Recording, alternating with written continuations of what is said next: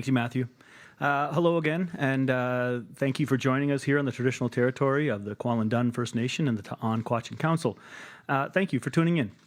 We now have provided 42 updates for Yukoners in the last few months on our government's response to COVID-19.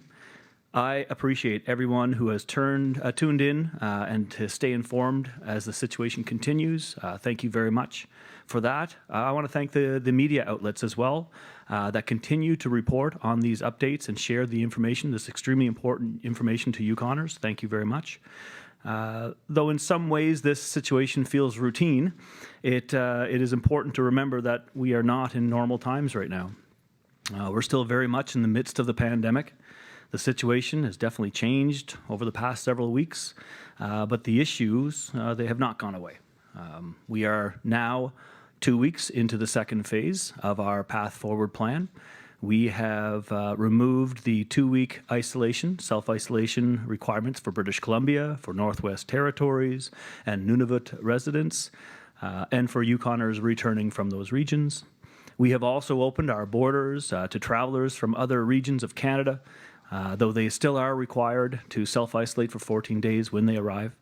With increased exposure to individuals from outside Yukon, there is a greater opportunity and a greater opportunity for exposure to COVID-19. Today, the Chief Medical Officer of Health announced expanded criteria for COVID-19 testing, expanding the list of symptoms to enable broader testing. That will help with early detection and with contact tracing. We have also reopened the Respiratory Assessment Center so that we are prepared if there is an increase in the demand for testing. People will still need a referral, either from 811, Yukon Healthline, a family physician, community health nurse, or the Whitehorse General Hospital. Since lifting the border restrictions on July 1st, we have seen 1,587 travelers from British Columbia. We have also seen just over 1,100 Yukoners returning home. As for people transitioning through, we have seen just over 1,600 individuals pass through Yukon. I will remind people that if you have concerns about travelers not following the designated routes or staying overnight for the 24-hour period, please contact the complaint line, either by phone or by email. All that information is available on yukon.ca. To date, we have received 119 complaints and have issued 4 fines. Our enforcement team is working very hard to inform people of the rules that they need to follow. There are 45 people working on the enforcement team, and we very, very much appreciate their efforts. There are also many people who have out of Yukon plates that are authorized to be in our communities. We are working on an approach to identify these folks to ease people's concerns.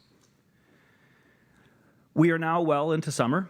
As you are all out enjoying the outdoors and your favorite recreational spots, please remember to practice the Safe 6, continue practicing the Safe 6, including social distancing, physical distancing. We are also happy to say that public libraries are reopening across the territory over the last few weeks. The Whitehorse Public Library will reopen its doors to the public on July 21st. I know this community resource has been missed by many, and it is a welcome return. People will once again be able to browse the catalog, use the computer, printing, and the reference desk services. As it is elsewhere and everywhere, hand sanitizing and physical distancing will be extremely important as people return to the library. So far, we have done well, and we are continuing to take precautions to follow the Safe 6. We remain on track to move to Phase 3 because of the efforts of Yukoners. As Dr. Handley said last week, we believe that we will be able to move to the next phase on August the 1st. That will be Phase 3. And I anticipate having more information about what the start of the Phase 3 looks like very soon. Our progress to date has been possible because of the precautions, as I mentioned before, that Yukoners are taking. We cannot let our guard down now. Each of us is individually responsible for our own safety, for the safety of our families, our elders, and the community at large. We need to keep this up, especially as we're looking to ease more restrictions. Be vigilant about your hygiene, washing your hands and sanitizing your hands and surfaces, staying home if you're sick, covering your face when you cough or sneeze. Follow the correct self-isolating guidelines as required. Limit the number of people in social gatherings to 50 people outside and 10 people inside. Travel respectfully to the communities.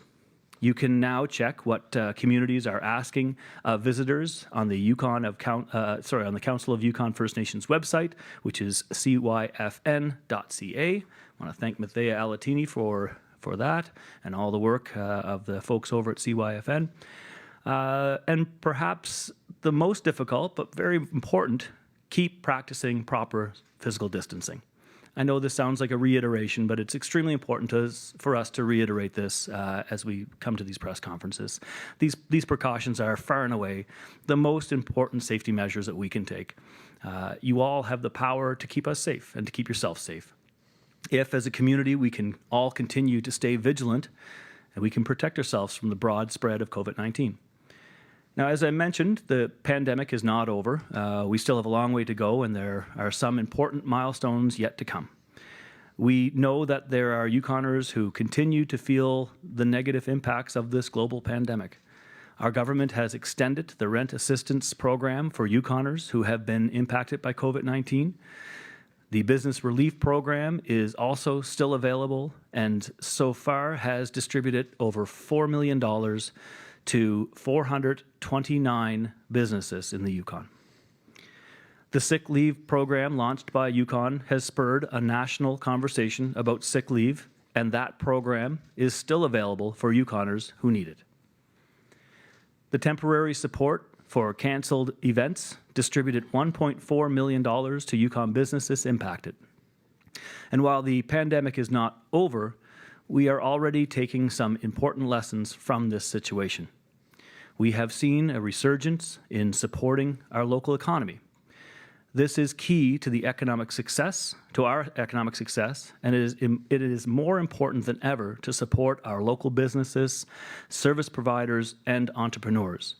They are the backbone of our economy, they're a huge supporter in our communities, and they are key employers in the Yukon. We want to see Yukoners working and being able to support their families, most importantly. We recognize that affordable early learning, childcare, is essential to supporting families and to ensure that we have a strong economy. This is not a new revelation, but it has been brought to the forefront by the economic situation COVID-19 has caused. I'm very happy to announce today that our government has begun working on a universal, affordable early learning program here in Yukon. Now, the details are still to come, but I have spoken with Minister Frost about this, and the work is underway on a sliding scale model similar to what Quebec offers. Affordable early learning and childcare is recommended from the recently released Independent Health Review, the report Putting People First. And I know Minister Frost is preparing to make a much bigger announcement about this report very soon. Affordable childcare is also part of our economic recovery plan for the territory. Our entire team is supportive of this project, and I look forward to sharing more details about it in the near future. I anticipate our government will continue to take the lessons learned from this pandemic and use them to make improvements to the lives of Yukoners. While it is often difficult to consider something positive coming out of a situation such as this, it's also important to see the opportunities as they present themselves. As we move toward our new normal, we have the opportunity to consider what that new normal should be. One thing that has remained consistent throughout these past months is the incredible resilience of Yukoners. You continue to impress and amaze me with your ability to adapt and to change to the realities of the day and your desire to support your community, again, is amazing. Let's keep the energy going, following the Safe 6 precautions. If we all follow these steps, we can greatly reduce our own risk and the risks for others, and keep checking in on those that are around you. We are still in the midst of a very difficult time. Offer to help your neighbors or your family members, reach out to your loved ones, and as always, be kind to one another. We are all in this together, and together is how we're going to get through this. I want to thank you for the opportunity for some comments, and I will now pass it off to Matthew for some questions from media. Thank you, Premier Silver. We'll now go to our reporters, starting with John Kennedy with CKRW. Hi. I was wondering, as the, school plans get underway and students are made aware of the different plans, for their different schools, what kind of consultations were taken to for the MAD program being moved out of the Wood Street School to the Porter Creek Secondary School location?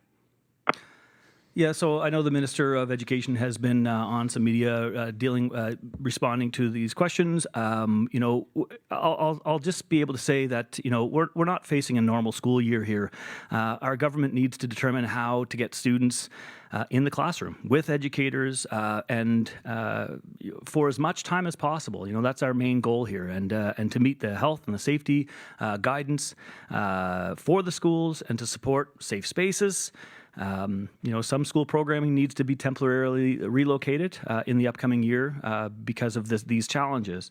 It's extremely important to note as well, the department is making alternative arrangements to accommodate those students that are in grade 10, 11, and 12 who need additional support. And again, this is a conversation that the department has been having to make sure that they can meet students where they are and provide them with the programs and services that they need in these very challenging times.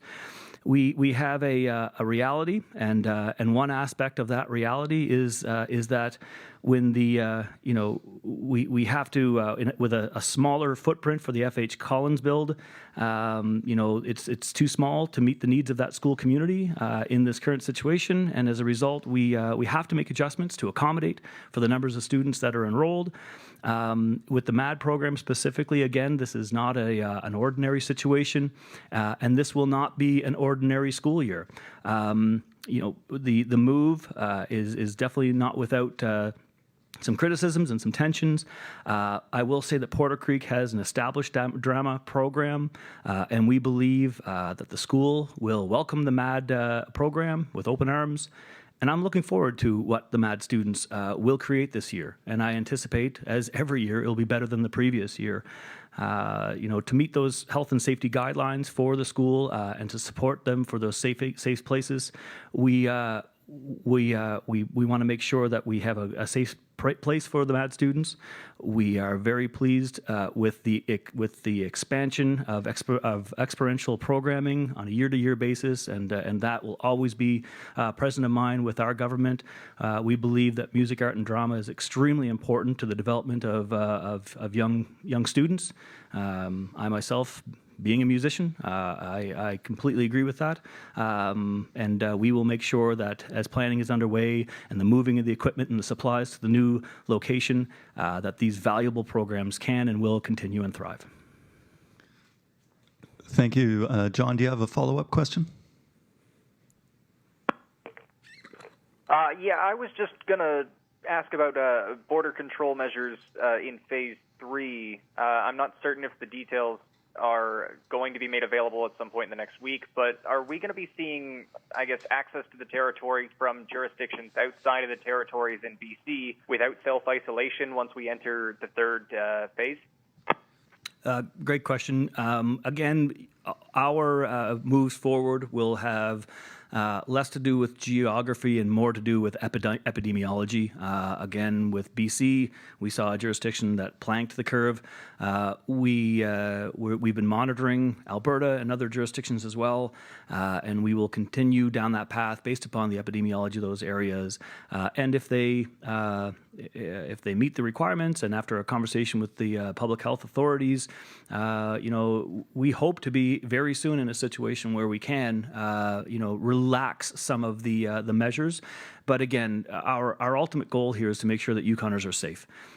Since our opening of the BC border and the change of our requirements for the rest of Canada, it has been a couple of weeks now. Thank goodness we haven't seen any new cases.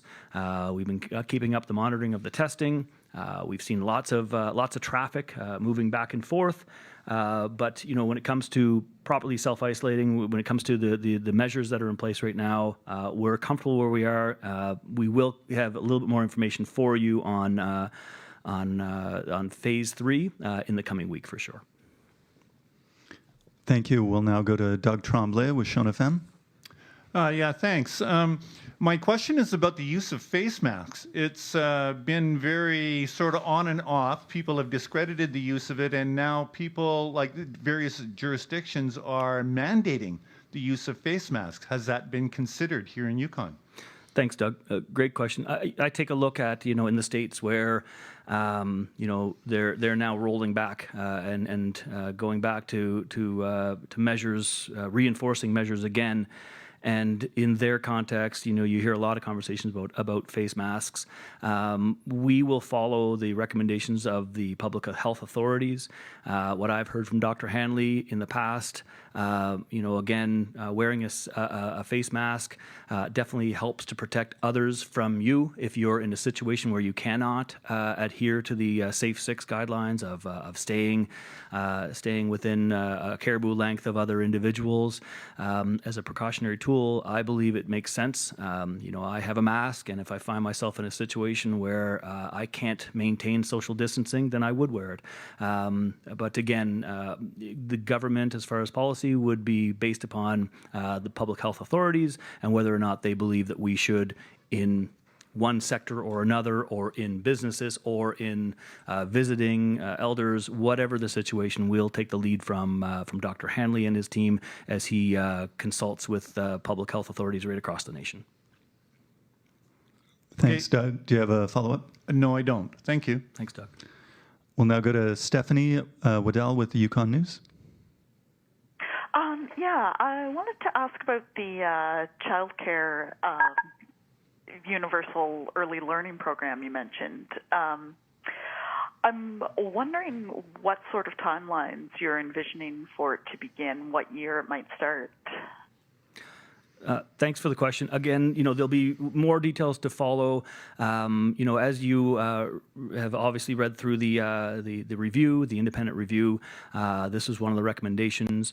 What we see with the Department of Health and Social Services and with Minister Frost and her team is 4 years of working on elderly care, working at aging in place, working on the Whitehorse Emergency Shelter, and working on the priorities that Yukoners have led us to move forward on. And in that, consideration of early learning childcare was always in the mix.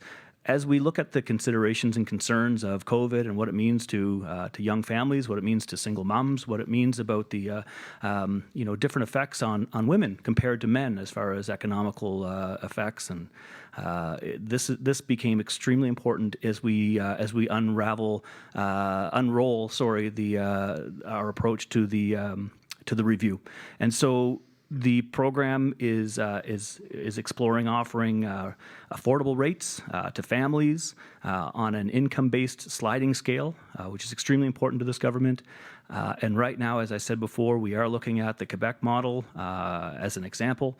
But again, more details to come. But we're making this announcement now because it is a priority. Thanks, Stephanie. Do you have a follow-up? Wondering about the respiratory sector. Have there been any numbers from that since it's reopened? I don't have any numbers for that right now. I can get those for you, and those would be numbers coming from the Chief Medical Officer and Health. And I don't have any preliminary numbers right now, but I'm glad to see it open up. I'm glad to see expanded testing for folks with regular flu-like symptoms, those types of things. Again, all of these issues, all of these programs and services and moves forward are under our number one priority, which is the health and safety of Yukoners.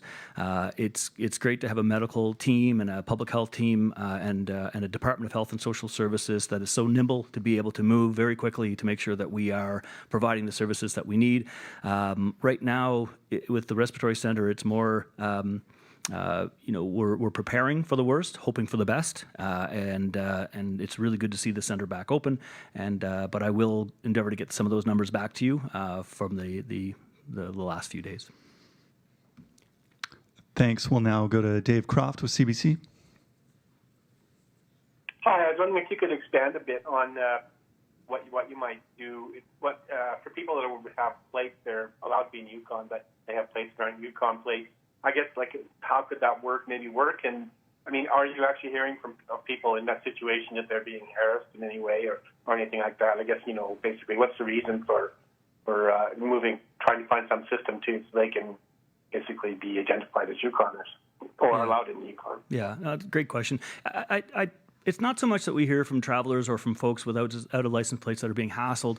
It's more about, there's a big strain on the system. I use the anecdotal information on a Dawson case where a lot of the calls that were coming from Dawson was one set of plates from the States, but it was an individual born and raised Yukoner, third-generation Yukoner, and that particular individual went to social media and very politely said, "Hey, folks, it's just me, a Dawsonite."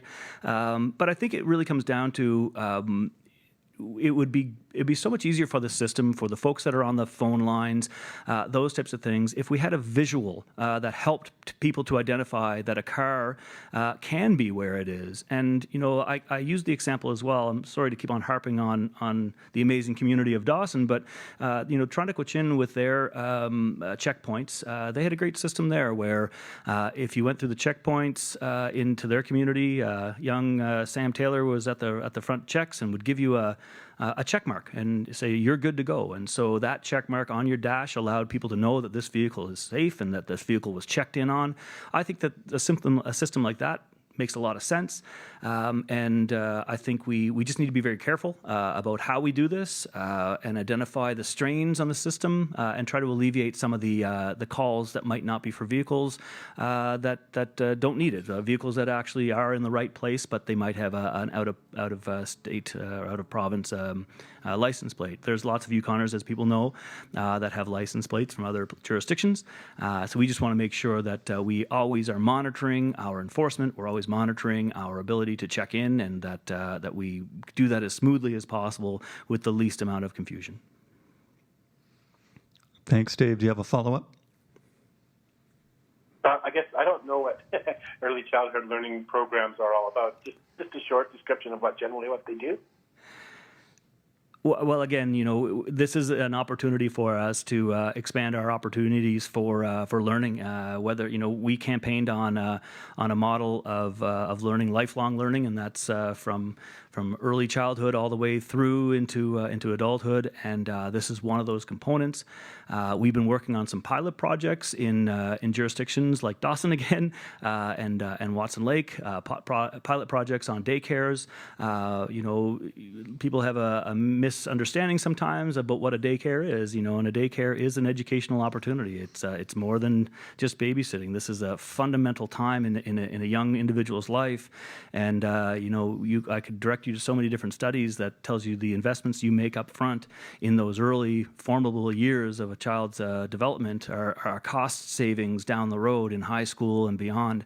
And so again, this is an extremely important opportunity for us to work with those nonprofit and for-profit organizations, to work with education, to work with health, and to come forward with a model. And again, we're looking at the Quebec model because it's well renowned right through Canada, offering a sliding scale for people that don't have as much money for these types of services.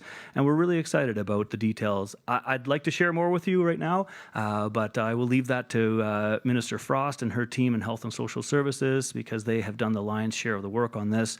and they're extremely proud of the work that they're doing. And I just want to make sure that folks know that we're heading in this direction. This is an extremely important piece of the independent panel review on health, and we believe that this is extremely important in best of times. Now that we're in a pandemic, for me and the team, it's just another good reason with the statistics that we have seen about how the effects of COVID and the financial effects of COVID really are hitting women more than men is another stat that really perpetuated this part of the plan forward. And we are going to move forward on this because it's extremely important to Yukoners. Thanks. We'll next go to Gabrielle Planca with the Whitehorse Star. Hi. Was phase 3 considered to be the new normal or the last phase before we enter a post-vaccine world?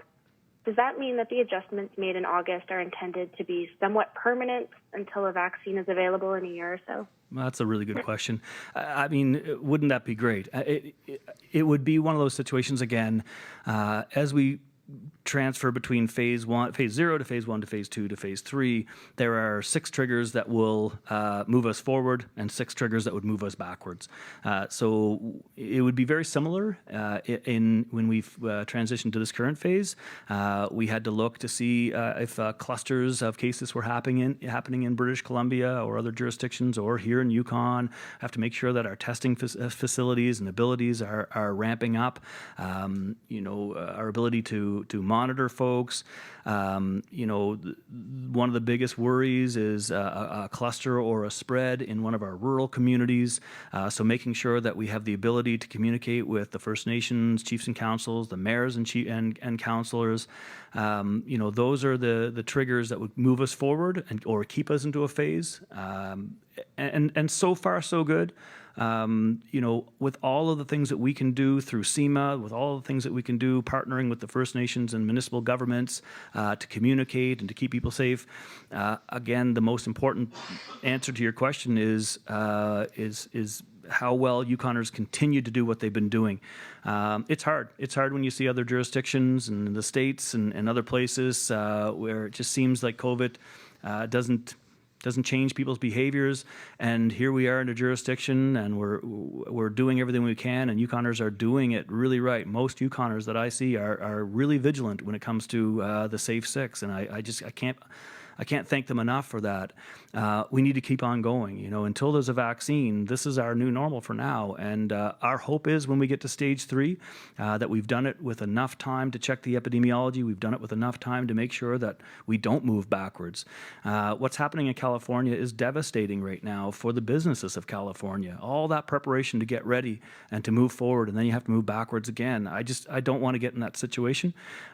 We are very cognizant as well that being cooped up and not being able to enjoy what we normally enjoy, like a hug from friends and neighbors, that wears on people's mental health. We're very aware of the statistics nationally on domestic violence. So finding that balance is difficult, but it's only made easier if we continue to follow science and we continue to follow the direction of our chief of medical officer, but also the nation's chief medical officers. So I hope that answered your question, but there's no guarantee in any of the phases. But to rephrase your question, I hope that means that we'll be into stage 3 until the vaccine. Thanks, Gabrielle. Do you have a follow-up? Yeah, I'm wondering as well, how fluid is the school plan that was announced last week? We've seen some criticisms of the plan circulating on social media. We saw a student survey go out today. Does that mean that the plan could change from what we saw last week? The substantive nature of the plan is based upon the fact that we're in a pandemic and that we have to make accommodations for some of our students, grade 10 to 12, that have more needs during this time. But again, as you see, there is a survey out for parents talking about what the effects of COVID has brought to your family. What are those effects of how you are going to try to move forward? We're always willing to consider input as we make these decisions. But again, the substantive decisions made as far as how we're going to start the classes moving forward, the most important piece was how do we get the most exposure to classrooms, to teachers, with the students' learning in mind, most importantly.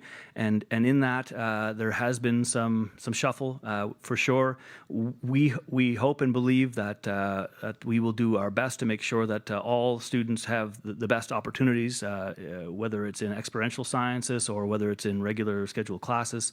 And again, the department will continue to engage with teachers and parents and students and to check in on how our plans work. And again, these are temporary. We are making decisions based upon a pandemic. The department always on an ongoing basis makes their decisions with their best interests of their students in mind. And we'll get over this situation. And I believe that knowing teachers, as I know very well, they do very well in situations where they have to think outside the box. And I know they have the resilience, and I know that they will get the support of the department for what they need.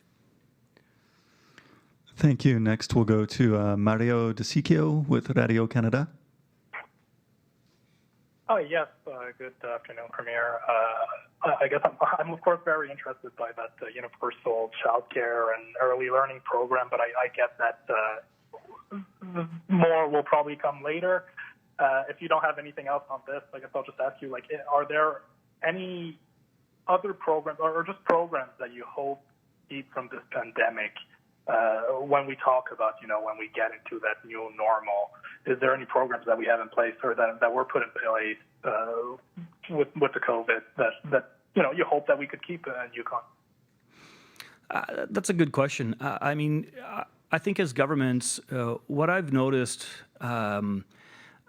one thing that is going to be better after the pandemic, after the vaccine, is individual regions' abilities to communicate with other jurisdictions in the federal government. We've had so many weekly updates where, I just got off of a conference call with all of the premiers under the chairing of Scott Moe from Saskatchewan, who's chairing the Council of the Federation right now, as we negotiate and communicate with the federal government to make sure that each region's specifics, uniqueness is being taken into consideration. The level of communication, is astounding, and that you can't roll that back. Those conduits of communications, they would happen on sometimes, for example, for the finance ministers' meetings, we would have finance ministers' meetings once a year, with some bilateral engagement in between that. We've been having weekly calls, and the ability for us to work as a nation, especially when we're seeing what's happening south of the border. I couldn't be prouder of politicians from every single political party that are putting politics aside and moving forward on the best interests of Canadians. Before COVID, some of those conversations at the Council of the Federation were starting to really gain some momentum on how we can unify certain regulations, licensings, those types of things. Now that we're into COVID, the conversation has moved to how do we coordinate manufacturing of PPEs? How do we coordinate nurses and doctors, and our ability to share information and knowledge, having the ability to talk to the nation about our endeavors with First Nations governments over traditional knowledge and being able to use that in our decisions, and having that conversation on a weekly basis now as opposed to maybe once a season. That to me is just going to show exponential growth in every single department, and maybe it will make us less reliant on air travel to meet. In the past, you'd wait and do one air travel trip to meet. We can continue to do the air travel trips, but we could also now meet more regularly right from the comforts of our own ridings, and still maintain those face-to-face meetings. But at the same time, more engagement means more results, means more for Yukoners. Thanks, Mario. Do you have another follow-up? Yeah, I guess on another subject, could we see, would there be a chance of opening of the border with Alaska without the U.S. or Canada reopening the main broader border? Is that something even possible, or as long as Canada and the U.S. keep renewing their the border closures? Is that, is it going to be closed for Alaska as well? Is there a chance? No, not possible. The decision for opening up of borders to the international communities is a decision that the nation would make. We've had the conversation. I've spoken with Governor Dunleavy a few times on, smaller openings to bigger openings, whether it be a particular community like Skagway or the state of Alaska compared to the rest. For one, the epidemiology in Alaska is not there. For two, it's a decision that's to be made at the national level. So I told Governor Dunleavy that I would bring that conversation to the First Minister's conversations. I did. Right across the nation, you don't have a lot of jurisdictions in Canada, save maybe one, that is interested in having one-offs. And really, as we see, like I say, some of these states, a lot of these states having to roll back restrictions, that conversation, if it had a window, an opening, I don't see it. Thank you. Have I missed any reporters on the line? Okay, great. Thank you, everyone, for joining us today. The next COVID-19 update will be on July 22nd. And thank you all for tuning in and listening today.